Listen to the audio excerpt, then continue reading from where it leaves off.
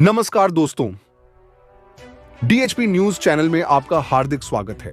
हिमाचल प्रदेश के आज के मुख्य समाचार आपको विस्तार पूर्वक बताएंगे। खबरों की शुरुआत करने से पहले आप सभी से निवेदन है कि डीएचपी न्यूज को सपोर्ट करने के लिए आप मेंबरशिप ज्वाइन करें।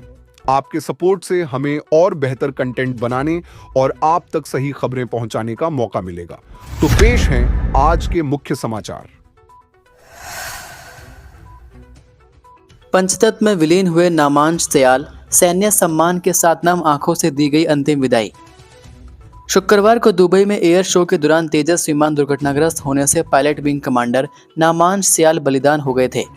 रविवार दोपहर करीब 1 बजे उनकी पार्थिव देह एयरफोर्स के विशेष विमान से गगल स्थित कांगड़ा हवाई अड्डे पर लाई गई। नामांश सयाल के माता पिता, पत्नी व बेटी भी पार्थिव देह के साथ आए। कांगड़ा एयरपोर्ट पर उनकी पत्नी विंग कमांडर अफशां एयरफोर्स की वर्दी में पति की पार्थिव देह के साथ पहुंची। यहां से पार्थिव देह को उनके पैतृक गांव पटियालकड़ ले जाया गया। यहां मोक्षधाम में सैन्य सम्मान के साथ नामांश सयाल की अंत्येष्टि की गई। स्वर्गीय विंग कमांडर नामांश सयाल के पिता जगन्नाथ सयाल ने कहा कि देश ने एक बेहतरीन पायलट खो दिया है और मैंने एक जवान बेटा खो दिया है। उसकी जिंदगी में कभी कोई पल बोरिंग नहीं रहा और उसने हर उस कंपटीशन में जीत हासिल की जिसमें उसने हिस्सा लिया। भारत सरकार अपनी जांच कर रही है, जबकि दुबई सरकार अपने लेवल पर जांच कर रही है। प्रदेश में भीषण शीतलहर का प्रकोप, ताबो में सीजन की सबसे ठंडी रात। राज्य के उच्च पर्वतीय इलाकों में भीषण शीतलहर का प्रकोप बना हुआ है। लाहौल स्पीति के ताबो में सबसे ठंडी रात बीती, जो कि इस सीजन की सबसे सर्द रात रही। यहाँ पर न्यूनतम तापमान -7 डिग्री जा पहुंचा। इसके अलावा केलांग में -4.1 और कल्पा में -0.5 डिग्री तापमान रहा, जबकि कुकुमसेरी में भी पारा शून्य से नीचे माइनस में चला हुआ है। यहाँ पहले न्यूनतम तापमान ऊना व धर्मशाला से अधिक चल रहा था, लेकिन अब 6.8 डिग्री पहुँच गया है। सुंदरनगर, मंडी व बिलासपुर मध्यम कोहरा छाया रहा, जबकि सोमवार सुबह भी मंडी की बल घाटी व बिलासपुर में भाखड़ा डैम जलाशय के आसपास मध्यम से घना कोहरा छाए रहने का येलो अलर्ट जारी किया गया, जिससे दृश्यता में कमी आ सकती है। धूप खिलने के बावजूद अब अधिकतम तापमान में गिरावट देखी जा रही है। मौसम विभाग की माने तो राज्य में 29 नवंबर तक मौसम साफ और शुष्क बना रहेगा, जिससे आगामी दिनों में भी बारिश और बर्फबारी के कोई आसार नजर नहीं आ रहे हैं। खेत में युवकों पर बैल ने बोला धावा, 4 घंटे पेड़ पर बैठ बचाई जान, नीचे घूमता रहा पशु। हिमाचल प्रदेश में आवारा पशुओं का आतंक किस कदर बढ़ गया है, इसका एक हैरान कर देने वाला मामला कांगड़ा जिला के देहरा से सामने आया। यहाँ खेत में काम कर रहे 2 युवकों पर एक आवारा बैल ने हमला कर दिया, जिसे जान बचाने के लिए दोनों युवक एक पेड़ पर चढ़ गए। लेकिन हैरानी की बात यह है कि उग्र बैल उसी पेड़ के नीचे घंटों खड़ा रहा और युवकों का नीचे उतरने का इंतजार करता रहा। मामला ज्वालामुखी उपमंडल के धनोट गाँव में रविवार को पेश आया। लोगों के अनुसार खेतों की ओर गए 2 युवकों पर एक उग्र आवारा बैल ने अचानक हमला कर दिया। जान बचाने के लिए दोनों को लगभग 4 घंटे तक पेड़ पर चढ़कर बैठना पड़ा, जबकि नीचे बैल लगातार उन पर नजरें गड़ाए खड़ा रहा। आखिर ग्रामीणों ने स्थिति को देखते हुए एक ट्रैक्टर बुलाया।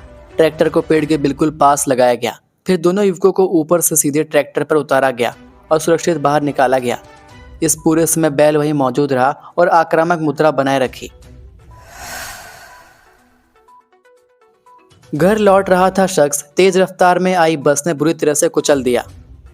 हिमाचल प्रदेश में एक बार फिर वाहन चालक की तेज रफ्तार ने एक व्यक्ति को मौत के घाट उतार दिया। यह पहली बार नहीं है जब किसी वाहन चालक की लापरवाही और तेज रफ्तार से किसी व्यक्ति की मौत हुई है। प्रदेश की सड़कों पर मौत बनकर तेज रफ्तार में दौड़ रहे वाहन आए दिन किसी न किसी परिवार को कभी न भूलने वाले गम दे रहे हैं। अब ऐसा ही मामला ऊना जिला से सामने आया है। ऊना जिला में चंडीगढ़ धर्मशाला राष्ट्रीय राजमार्ग पर स्थित लोअर बसाल में एक दर्दनाक सड़क हादसे में एक व्यक्ति की मौत हो गई। व्यक्ति सड़क पार कर रहा था। इसी दौरान एक तेज रफ्तार में आए बस चालक ने उसे जोरदार टक्कर मार दी। इस टक्कर से व्यक्ति बुरी तरह से घायल हो गया, जिसे स्थानीय लोगों ने तुरंत ही अस्पताल पहुंचाया, लेकिन तब तक बहुत देर हो चुकी थी। सुक्खू सरकार आज लेगी कई बड़े फैसले, कैबिनेट बैठक में बेरोजगारों कर्मचारियों को दे सकती है राहत। हिमाचल प्रदेश के शीतकालीन सत्र से पहले सुक्खू सरकार कैबिनेट बैठक करने जा रही है। यह बैठक सोमवार 24 नवंबर को शिमला में मुख्यमंत्री सुखविंदर सिंह सुक्खू की अध्यक्षता में होगी। इस बैठक में सरकार कई अहम मुद्दों पर चर्चा के बाद अंतिम मंजूरी दे सकती है। बैठक में सरकार राजधानी शिमला में बढ़ती भीड़ को कम करने के उद्देश्य से राज्य सूचना आयोग को शिमला से धर्मशाला स्थानांतरित करने के प्रस्ताव पर अंतिम निर्णय ले सकती है। इससे पहले भी इस विषय पर चर्चा हो चुकी है, लेकिन अब इसे औपचारिक मंजूरी मिलने की संभावना बढ़ गई है। सामान्य प्रशासन विभाग की कैबिनेट शाखा के अनुसार बैठक में कुल 23 एजेंडा आइटम पर चर्चा होनी है। इनमें से कई बिजली परियोजनाओं से जुड़ी नीतियों से संबंधित है। सरकार फिर से हाइड्रो प्रोजेक्ट पर रेवेन्यू टैक्स लगाने पर विचार कर सकती है, जिससे राज्य की आय में वृद्धि होने की उम्मीद है।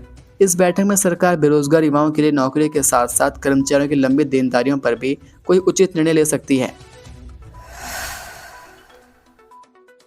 शक्तिपीठ ज्वालामुखी में उमड़ा आस्था का सैलाब, 12,000 श्रद्धालुओं ने किए अखंड ज्योति के दर्शन।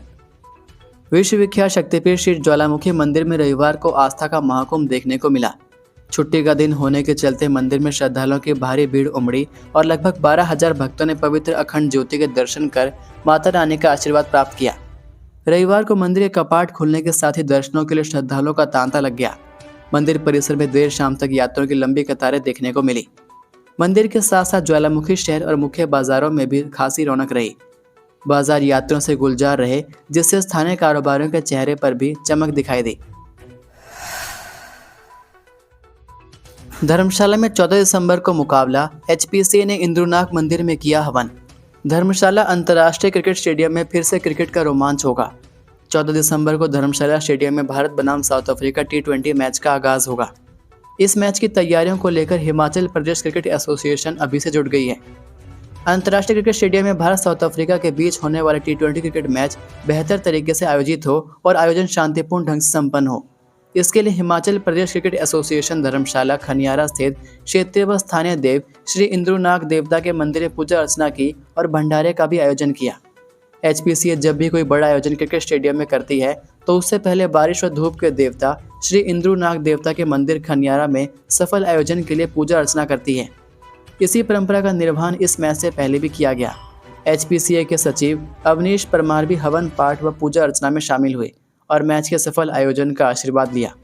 मैच के लिए टिकट के लिए ऑनलाइन बिक्री शुरू हो चुकी है। वहीं टिकटों की ऑनलाइन बिक्री डिस्ट्रिक्ट वाइज जोमेटो पर शुरू करवा दी गई है। वेस्ट और ईस्ट एंड के लिए 7,000 रुपये, पवेलियन टेरेस के लिए 9,000 रुपये और क्लब लाउंज मैन पवेलियन के लिए 12,500 रुपये के टिकट निर्धारित किए गए हैं। इन टिकट धारकों को हॉस्पिटैलिटी सर्विस भी मिलेगी। ये थे आज के मुख्य समाचार। हिमाचल प्रदेश की बड़ी खबरें रोजाना जानने के लिए सब्सक्राइब कीजिए DHP न्यूज़ चैनल को और बेल आइकन पर क्लिक करें, जिससे आपको प्रदेश की बड़ी खबरें हमारे द्वारा मिलती रहें। वीडियो को लाइक और शेयर ज़रूर कीजिए और आप हमारी वीडियो कौन से शहर से देख रहे हैं नीचे कमेंट करके ज़रूर बताइए। वीडियो में अंत तक बने रहने के लिए आपका बहुत बहुत धन्यवाद। जय हिंद, जय भारत, जय हिमाचल।